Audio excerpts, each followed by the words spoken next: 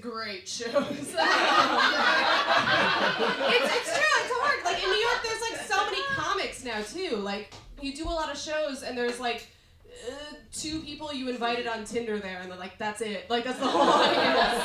Like, I was doing a show a little while ago, and they were, like, these 2 drunk guys in the back of the room, and they were just kind of being, like, loud and obnoxious, which is fine, that happens. I'm just gonna use this. Oh, that's nice. But they were being loud and obnoxious, they were very drunk, and the host called my name to come on stage, and it is a lady's name, and the drunk guys noticed, and one of the guys leaned over to his friend, and he was like, "Oh, it's a chick comic!" I was just like, that's fine though, you know, like, that's not that bad, it was okay. But then he leaned over again, and he goes, "They're usually really fucking dirty." First of all, language. Second of all, like, that was very offensive to me, that he would say that, like, female comics on a whole are dirtier than male comics. And I don't know what it was, I'd never done this before, but I went over to him, and I took a shit in his mouth, because fuck that dickhole, you know? Women in comedy. I'm in a rough patch, you guys. I am.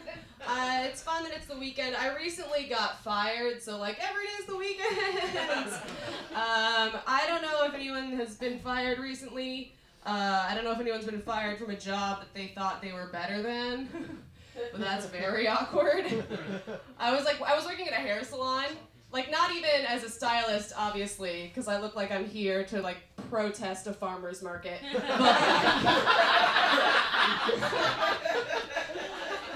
like, I was a receptionist, and I got fired. Like, that's very hard to do. Like, my whole job was just to be like, "Oh, do you want a tea?" And they were like, "You're ruining everything!" Which is maybe true. I don't know, I think I got fired because it was, like, this fancy salon in Chelsea with all these, like, hoity-toity ladies. And, like, my favorite thing to do as the receptionist is I would pretend to eat rich ladies' credit cards. Like, "Thank you." No. They hated it. I do, that joke is true, but I do have a new job now. I have a new job, which is, I work as a like a server at Caroline's Comedy Club. Yeah! It's so fun. It's so fun as a comedian because I'm constantly just like right outside my goals all the time. I get to watch YouTube stars just, like, confidently live out my dream. Oh, they sell out. I wanted to go home for Thanksgiving, but I couldn't because I had to work. I worked a double on Thanksgiving at Caroline's, and the show that night was 145 Canadian children. So I got reprimanded by a bunch of Canadian kids for not bringing their Shirley Temples fast enough while I watched a magician perform on my dream stage. Happy Thanksgiving! I did want to go home. I did, because I'm really close with my mom. I'm an only child raised by a single mom. Is anyone else based on Gilmore Girls? Nope, just me.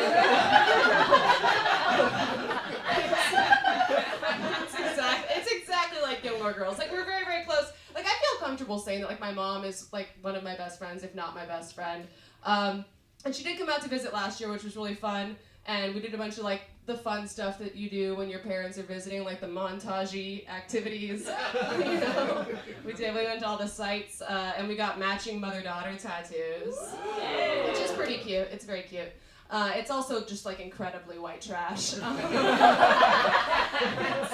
It's super white trash. But it's not as white trash when you find out that we've also previously gotten our belly buttons pierced together. Boy, because my dog died. This is a true story.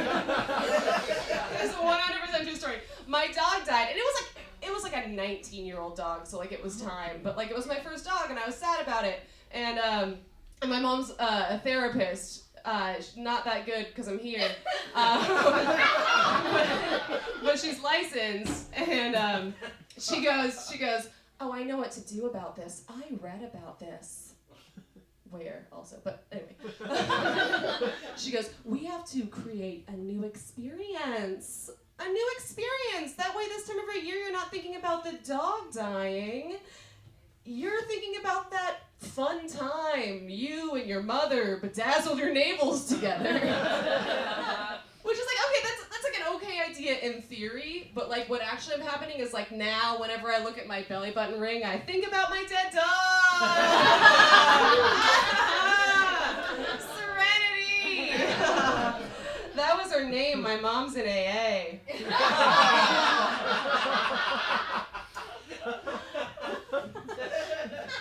I don't know. I feel like we've got like the belly button ring and the mother-daughter tattoos.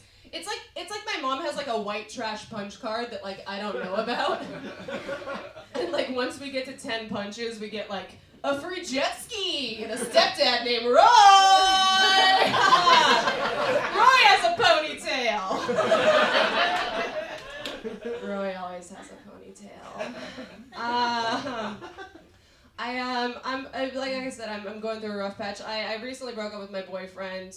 We were dating for 2 years, which was like a long time for me. I don't know. I keep cutting my hair shorter, and I'm still sad. You know, what am I doing wrong? I was short until I'm fulfilled. I feel like breaking up means that you spend like a lot of time eating Totino's party pizza in the dark. But like this time you're sad. I'm so sad. He is older than me, and shorter than me. So I'm like a fucking hero. I don't know. He used to say like it never bothered me that he was shorter than me. And he said it didn't bother him, but I could tell it did a little bit, like just by things that he would say. Like one time he told me that when he was born, he was a tall baby. That's not a thing. You can't be a tall baby. But I do think it's really interesting that like we as a society, like we choose to remember our height and weight from when we're born. Like that's something that's ingrained in you. And like boring people will like corner you at a party and tell it to you like it's a fun fact. Like they did something. And I think it's like a super archaic idea because I think the only reason we used to keep track of babies' height and weight when they were born is because infant mortality rates were like crazy high, and we usually had to build like an adorable American Girl coffin, like right then, you know. I did not think you guys were gonna go for that. Okay, cool. Oh, nice. I don't know. So now I'm like going through that weird like after you break up phase where you're like, oh, I'm gonna die alone, I'm so sad. But like I was dating a 42-year-old, so like I was always gonna die alone. Cut out the middleman. The little man. I don't know. Now I'm trying to figure out like what kind of guy I'm looking for, and I don't know. I think I'm looking for one of those guys like with one of those like jaw lines, you know, those like cut jaw lines. One of those jaw lines that a girl could like really slit her wrist on. I'm so sad. I'm sad. He is really different than my last boyfriend. My last boyfriend was back home. I'm from Tucson, Arizona. Has anyone been to Tucson? Maybe no. Okay, you don't have to. It's garbage.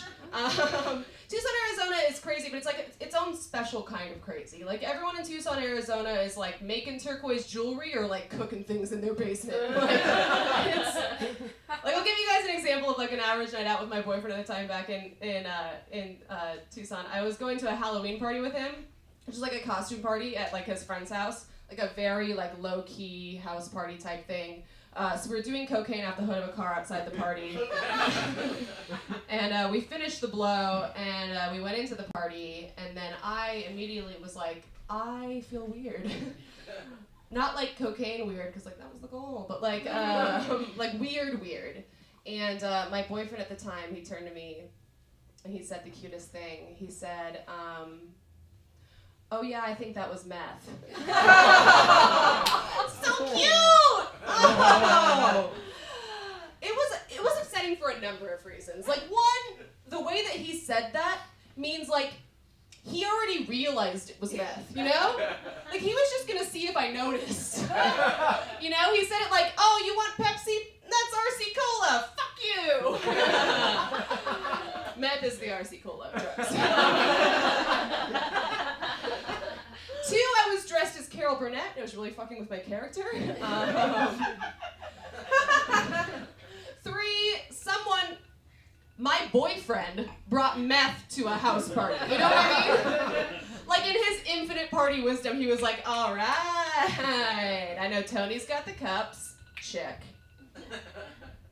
You got your alarm? It's time for some meth, guys! Look under your seats! You get meth, and you get meth, and you get meth!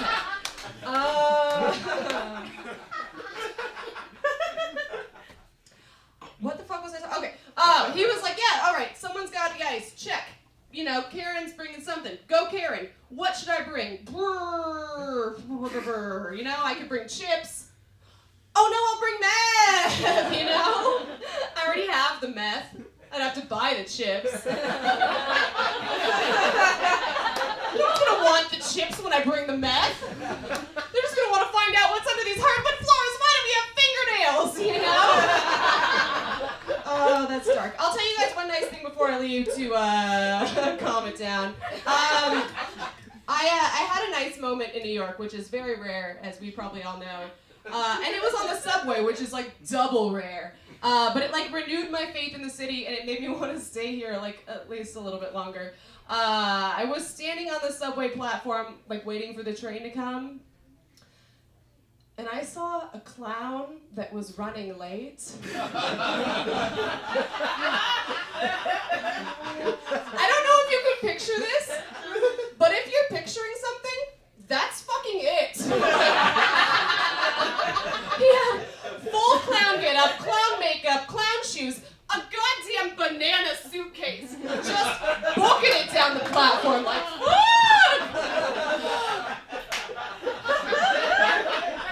It made me so happy in that moment because I realized, like, no matter how bad my life gets, like if comedy doesn't work out, if I'm late for my 3 o'clock, at least it's not a fucking 8-year-old's birthday party, you know? But then I thought about it again and I was like, this is New York City, like, that guy's probably not even a clown, you know? Just a banana suitcase full of dildos and ham sandwiches, just